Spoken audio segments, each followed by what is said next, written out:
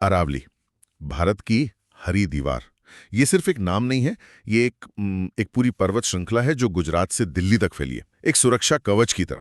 और सदियों से इसने थार के रेगिस्तान को हमारे शहरों तक पहुंचने से रोका है। लेकिन आज वही दीवार विकास, खनन और बड़े बड़े कॉरपोरेट प्रोजेक्ट्स के बीच एक चौराहे पर खड़ी है।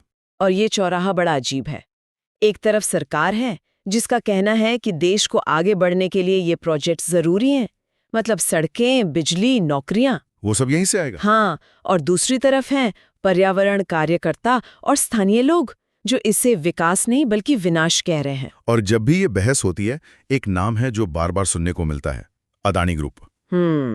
तो आज हमारे पास जो अलग अलग स्रोत हैं, जो रिपोर्ट्स हैं, उनकी मदद से हम इसी उलझी हुई गुत्थी को सुलझाने की कोशिश करेंगे।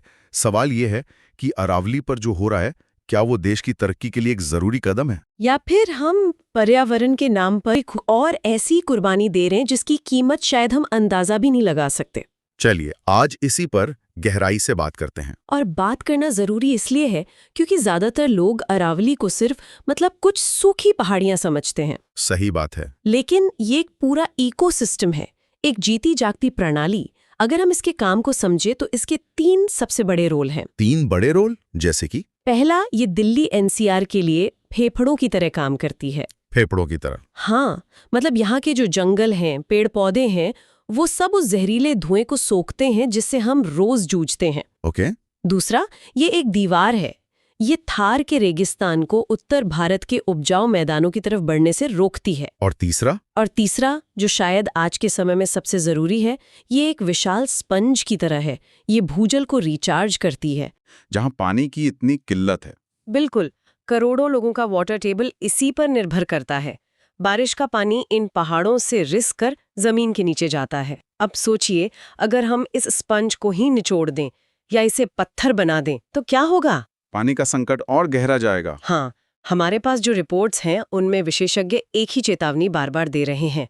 अरावली का विनाश मतलब दिल्ली एनसीआर के लिए 3 सीधी मुसीबतें, और ज्यादा भीषण गर्मी, बढ़ता हुआ प्रदूषण और पानी का ऐसा संकट जो शायद हम संभाल ना पाएं। मतलब ये कोई दूर के भविष्य का खतरा नहीं है, ये सीधे सीधे हमारी हवा और पानी से जुड़ा मामला है। हाँ, और इसके असर हम अभी देख रहे हैं। गर्म हवाएं, जिन्हें हम लू कहते हैं, वो अब ज्यादा समय तक और ज्यादा तीव्रता से चल रही हैं। वजह साफ है, हमने अपना प्राकृतिक एयर कंडीशनर ही तोड़ना शुरू कर दिया है। बिल्कुल। वो इन परियोजनाओं को हरी झंडी क्यों दे रही है? हाँ, और उनके नजरिए को समझना भी उतना ही जरूरी है, नहीं तो तस्वीर अधूरी रह जाएगी। सरकार मुख्य रूप से 3 बातें कहती है। पहली, कि जो भी हो रहा है वो कानून के दायरे में है, सारे नियम कायदों का पालन किया जा रहा है। ओके। दूसरा, कि खनन और दूसरे प्रोजेक्ट्स पूरी तरह से रेगुलेटेड हैं। ऐसा नहीं है कि कोई भी कहीं भी खुदाई कर सकता है। हर प्रोजेक्ट को एनवायरमेंटल क्लियरेंस लेना पड़ता है। एनवायरमेंटल क्लियरेंस, ये शब्द हम बहुत सुनते हैं। आसान भाषा में इसका मतलब क्या है? इससे आप एक तरह का सरकारी हरा झंडा समझ सकते हैं। जब कोई कंपनी कोई बड़ा प्रोजेक्ट शुरू करना चाहती है तो उसे सरकार को ये साबित करना पड़ता है कि उसके प्रोजेक्ट से पर्यावरण को कोई बड़ा या स्थायी नुकसान नहीं होगा। अच्छा। जब सरकार संतुष्ट हो जाती है तब वो ये हरा झंडा देती है। और सरकार का तीसरा और सबसे बड़ा तर्क है विकास। उनका कहना है कि इन प्रोजेक्ट से देश का बुनियादी ढांचा मजबूत हो रहा है। और सबसे बड़ी बात, लोगों को नौकरियां मिल रही हैं। एग्जैक्टली। और पर्यावरण मंत्रालय का भी एक बयान है जो इसी तरफ इशारा करता है। उनका कहना है कि विकास पर पूरी तरह से रोक लगाना देश की प्रगति को रोक देगा। सही कहा। वो इसे एक संतुलन साधने की कोशिश के तौर पर देखते हैं। और ये सिर्फ भारत की कहानी नहीं है। बीबीसी और रॉयटर्स जैसे पश्चिमी मीडिया स्रोत भी इसे भारत के विकास बनाम पर्यावरण के दौर के तौर पर देखते हैं। मतलब उनका मानना है कि हर विकासशील देश को इस मुश्किल दौर से गुजरना पड़ता है। हाँ, जहां उसे अपनी आर्थिक जरूरतों और पर्यावरणीय जिम्मेदारियों के बीच एक रास्ता खोजना होता है। तो सरकार का पक्ष है कि ये एक जरूरी कदम है जो नियमों के तहत उठाया जा रहा है। लेकिन यहीं पर आलोचक सवाल उठाते हैं। उनका क्या कहना है? यहीं से कहानी और पेचीदा हो जाती है। आलोचकों का कहना है कि उनकी समस्या विकास से नहीं बल्कि चुनिंदा विकास से है। चुनिंदा विकास? हाँ, उनका सीधा आरोप है कि ये विकास कुछ खास कंपनियों के फायदे के लिए हो रहा है, जिसकी कीमत पूरा समाज चुका रहा है। और उनके आरोप बहुत ठोस हैं। जैसे कि? पहला आरोप है वन भूमि यानी फॉरेस्ट लैंड के वर्गीकरण को बदलने का। वो कहते हैं कि कागजों पर जमीन की श्रेणी ही बदल दी जाती है। जो जमीन पहले जंगल थी उसे कृषि भूमि या किसी और श्रेणी में डाल दिया जाता है। मतलब जमीन का कैरेक्टर ही बदल दिया जाता है ताकि पर्यावरण के सख्त नियम उस पर लागू ही ना हो। ये तो एक कानूनी दांवपेच हुआ। बिल्कुल। क्या ये एक पैटर्न है? मतलब क्या ये उस सिस्टम का हिस्सा है जिसे हम समझने की कोशिश कर रहे हैं कि नियम ऐसे बनाए जाएं कि उनका फायदा उठाया जा सके? आपने सही पकड़ा। आलोचक इसे एक आइसोलेट घटना नहीं बल्कि एक पैटर्न मानते हैं।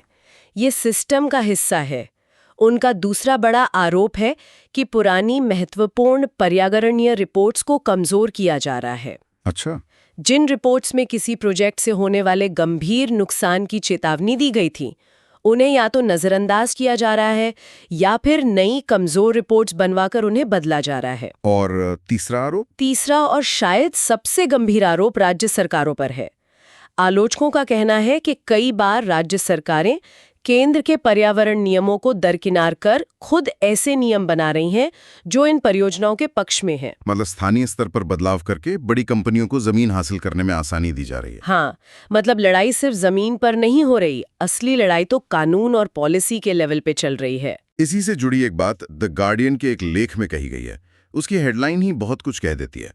India's green laws are being rewritten silently, यानी भारत के पर्यावरण कानूनों को चुपचाप फिर से लिखा जा रहा है।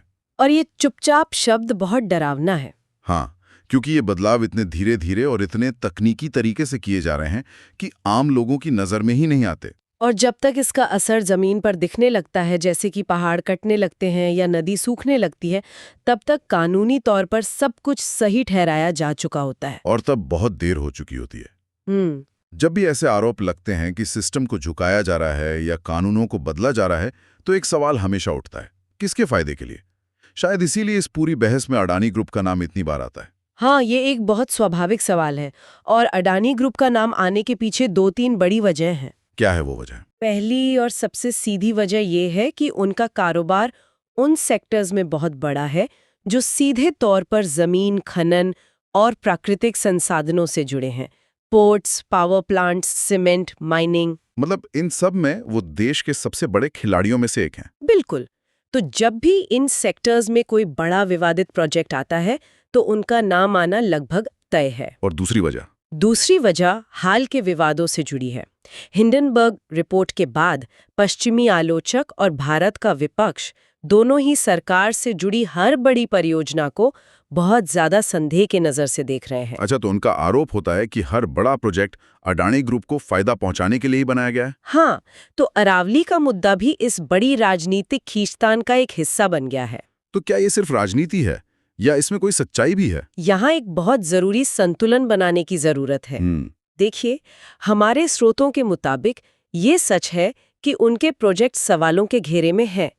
लेकिन अभी तक किसी भी अदालत के अंतिम फैसले में अरावली के विनाश के लिए सीधे तौर पर सिर्फ अडानी ग्रुप को दोषी नहीं ठहराया गया है।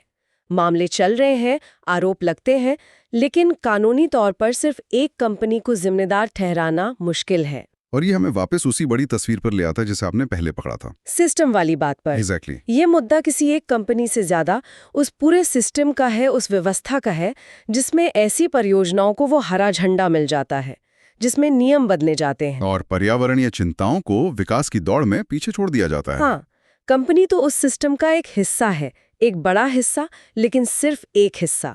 असली सवाल तो सिस्टम पर है। ठीक है, तो चलिए इस पूरी बहस को एक तराजू पर रखकर देखते हैं। एक तरफ विकास के फायदे, दूसरी तरफ पर्यावरण की कीमत। अगर मैं सरकार और इंडस्ट्री के नजरिए से सोचूं तो फायदे साफ दिखते हैं। पहला, बुनियादी ढांचे का विकास। देश को सड़कें, बिजली और उद्योग चाहिए। सही है। दूसरा, रोजगार। जब कोई फैक्ट्री या खदान खुलती है तो स्थानीय लोगों को काम मिलता है। तीसरा, घरेलू आपूर्ति श्रृंखला मजबूत होती है। और चौथा, सामरिक आत्मनिर्भरता भी बढ़ती है। ये सब बहुत मजबूत तर्क हैं। ये तर्क अपनी जगह बिल्कुल सही है, कोई भी देश इन्हें नजरअंदाज नहीं कर सकता। लेकिन अब तराजू के दूसरे पलड़े को देखते हैं, इस विकास की कीमत। हाँ, और ये कीमत हम और आप चुका रहे हैं। पहली कीमत है भूजल का स्तर गिरना। हरियाणा के कई जिलों में जहां खनन हुआ है, वाटर टेबल खतरनाक स्तर तक नीचे चला गया है। मतलब पीने के पानी और खेती दोनों पर संकट है। बिल्कुल। दूसरी कीमत? दूसरी कीमत है भीषण गर्मी और लू।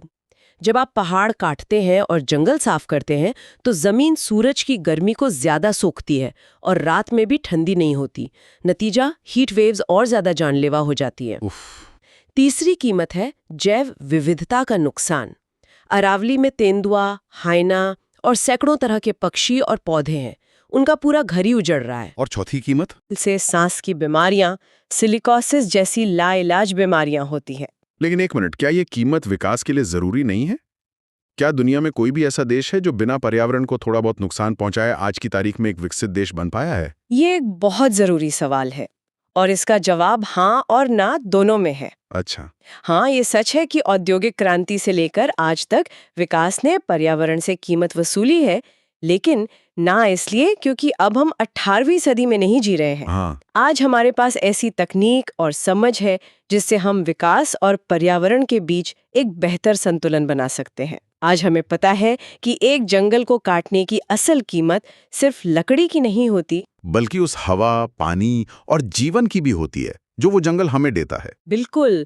अगर इस पूरी बहस का सार एक लाइन में निकाला जाए तो वो ये है, अल्पकालिक विकास जीत रहा है और दीर्घकालिक अस्तित्व हार रहा है। हम आज की नौकरी और आज के मुनाफे के लिए वो नींव ही खोद रहे हैं जिस पर हमारे बच्चों का कल टिका है। तो फिर असली सच क्या है? वो सच जो शायद दोनों ही पक्ष हमें पूरी तरह से नहीं बता रहे हैं। एक तरफ सरकार है जो हर चीज को विकास के चश्मे से देख रही है, और दूसरी तरफ कार्यकर्ता हैं जो शायद हर परियोजना में सिर्फ विनाश ही देख रहे हैं। देखिए, असली सच थोड़ा ज्यादा गहरा और बारीक है। पहली बात तो ये कि अरावली को बचाया जा सकता है अगर सच में राजनीतिक इच्छा शक्ति हो। मतलब ये कोई नामुमकिन काम नहीं है? बिल्कुल नहीं। दुनिया में ऐसे कई उदाहरण हैं। तो असली मुद्दा राजनीतिक इच्छा शक्ति की कमी का है। दूसरी बात, किसी एक कॉरपोरेट को विलेन बना देना बहुत आसान है। हाँ, इससे पूरी बहस बहुत सरल हो जाती है। हमें एक दुश्मन मिल जाता है जिस पर हम सारा गुस्सा निकाल सकते हैं, और इससे असली सिस्टेमिक समस्या छिप जाती है। और ठीक वैसे ही सरकार को हर चीज के लिए सही मान लेना भी शायद उतना ही गलत है। बिल्कुल।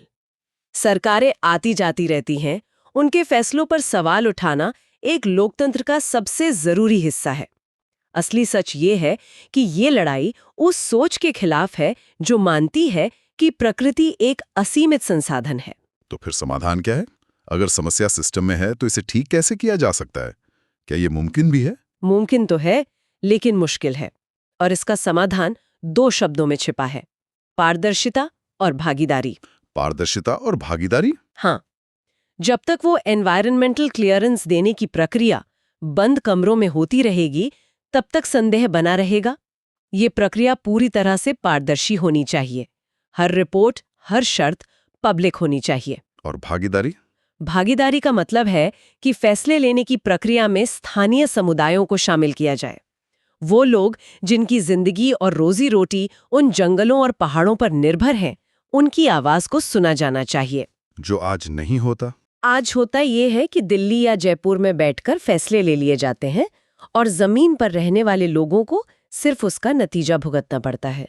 अगर ये दोनों चीजें नहीं होती हैं तो ये बहस सिर्फ टीवी स्टूडियो तक ही सीमित रहेगी और जमीन पर बुलडोजर अपना काम करते रहेंगे। तो आज की इस पूरी चर्चा का सार यही है, अरावली पर जो लड़ाई चल रही है वो सिर्फ कुछ पहाड़ों या पेड़ों की नहीं है। नहीं, ये लड़ाई विकास की परिभाषा की है, ये लड़ाई सत्ता के संतुलन की है, और सबसे बढ़कर ये लड़ाई इस बात की है कि हम भविष्य का भारत कैसा बनाना चाहते हैं। क्या हम एक ऐसा देश चाहते हैं जहां ऊंची ऊंची इमारतें तो हो, लेकिन पीने का पानी और सांस लेने के लिए साफ हवा ना हो? या फिर हम एक ऐसा देश बनाना चाहते हैं जो अपनी प्रगति और अपनी प्रकृति के बीच एक सम्मान का रिश्ता बना सके? सवाल सिर्फ इतना नहीं है कि कौन सही है और कौन गलत। असली और सबसे बड़ा सवाल ये है, हम आज के फायदे के लिए अपने कल की कौन सी कीमत चुकाने को तैयार